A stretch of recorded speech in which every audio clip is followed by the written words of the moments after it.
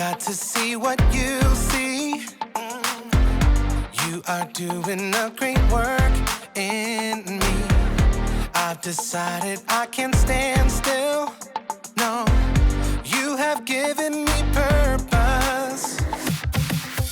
All my heart is yours. All my life is yours. I will make a move for you, for you. All my heart is yours. All my life is yours. I will make a move for you. Make a move for you. Make a move. Make a move. Make a move for you. I will make a move. Make a move. Make a move for you. I will.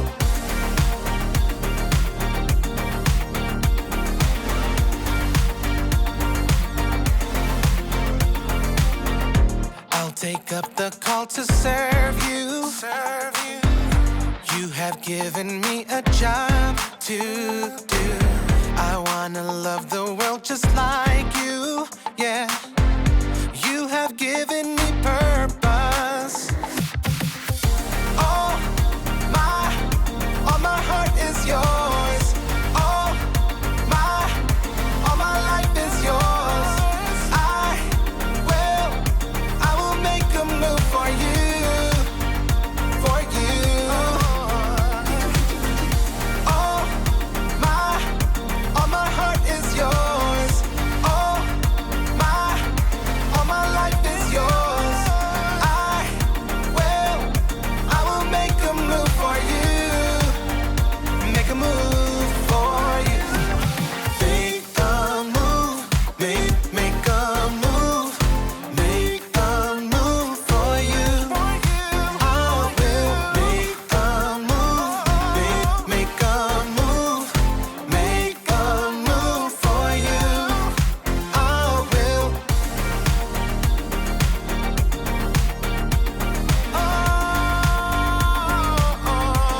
Make a move.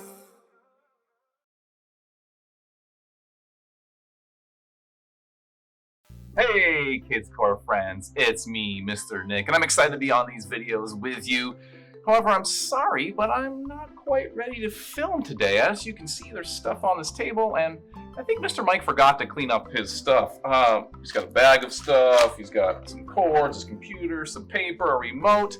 I'm not sure what's going on. He knew I was gonna be filming. I have these really cool props. I've got some blocks to make Nehemiah's wall. I've got a rocket ship, because our theme is ready to launch. And when we talk about ready to launch, we're gonna be talking about initiative. An initiative is seeing what needs to be done and then doing it. Initiative. Seeing what needs to be done and then doing it. Seeing what needs to be done and then doing it. Hey, I got an idea. I'm gonna show some initiative right now. I'm gonna clean this mess up and get it ready for our filming set. All right, here we go.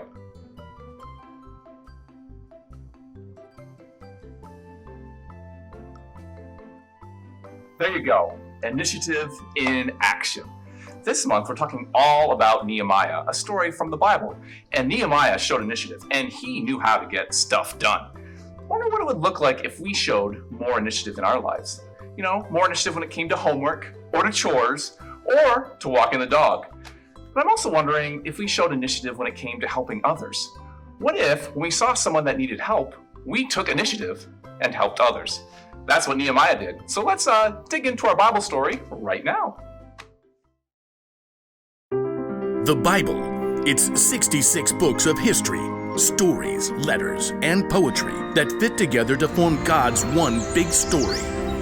The epic adventure of how He created us and loves us so much that He made a way to rescue us. As we travel through the Bible, from Genesis to Revelation, we discover people who met God and found their lives changed forever. Now, for an amazing story. Inspired by the book of Nehemiah, chapters 2, 4, and 6. When Nehemiah traveled to Jerusalem and surveyed the broken down walls, he saw immediately what had to be done. We must rebuild. God moved the hearts of the people to join him. Let's get started! Hooray! But while the Jewish people were eager to repair the tumbled down walls and ruined gates, the people in the lands around them were not so thrilled. What do they think they're doing? A city with no walls stood open to attack. The people inside could never become a strong nation.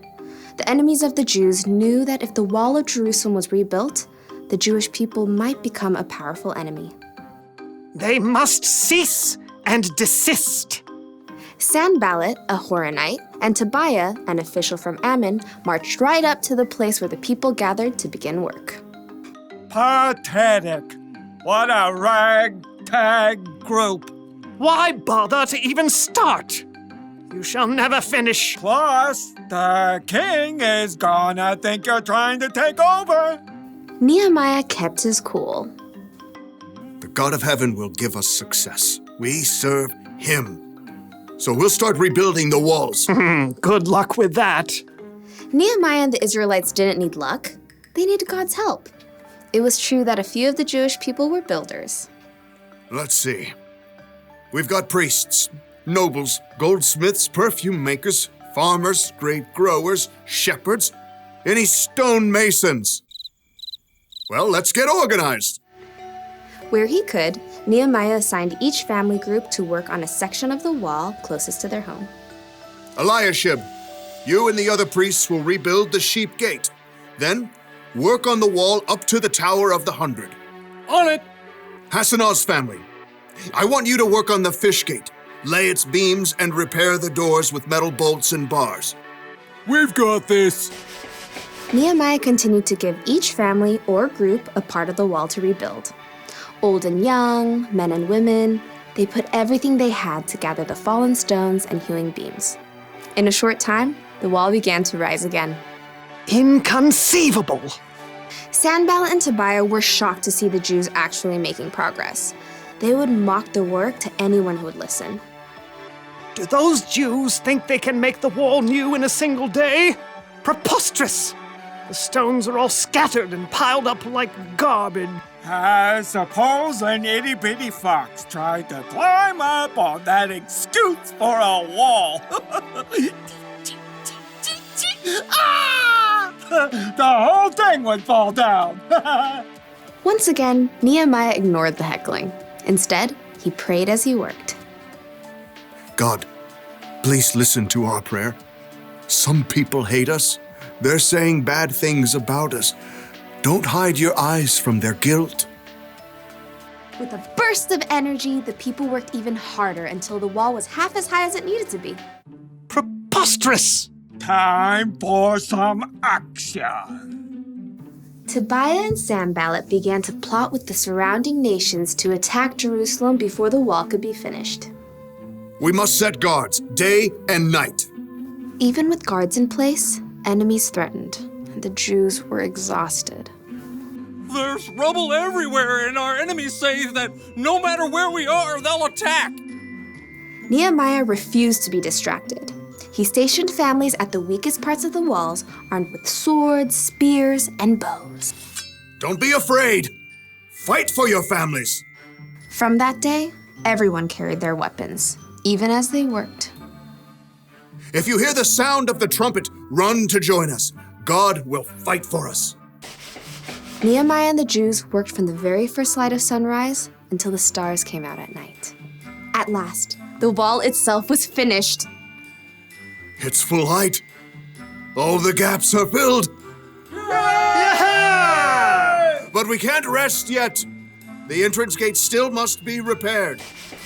Sanballat was furious, but he had another play to make. So he sent a message to Nehemiah, who was working high on the wall. Sanballat says, "Come, let's talk with one another. Let's meet in one of the villages on the plain of Ono."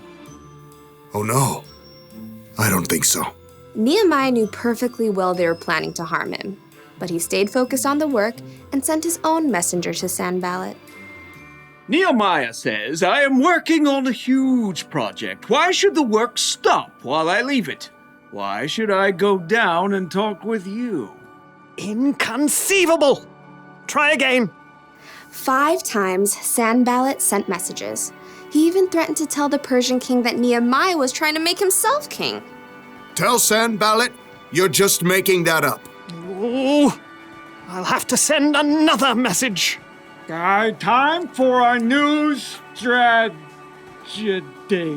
Sanballat made one last desperate attempt. He hired a man named Shemaiah to make Nehemiah look bad with his own people. Nehemiah, some men are coming at night to kill you. Let's go hide in the temple and lock the doors. Nehemiah knew that God had not sent Shemaiah. Should a man like me run away? No, I won't go. Once again, Nehemiah saw through the tricks of his enemies. Instead of hiding away and looking foolish, he trusted God and doubled down on the work. On the 52nd day of work, the wall and gates were finished. No! The wall had been finished in record time by a group of ordinary, everyday people. It was clear to everyone that God had helped Nehemiah and the Jews stay focused and finish strong.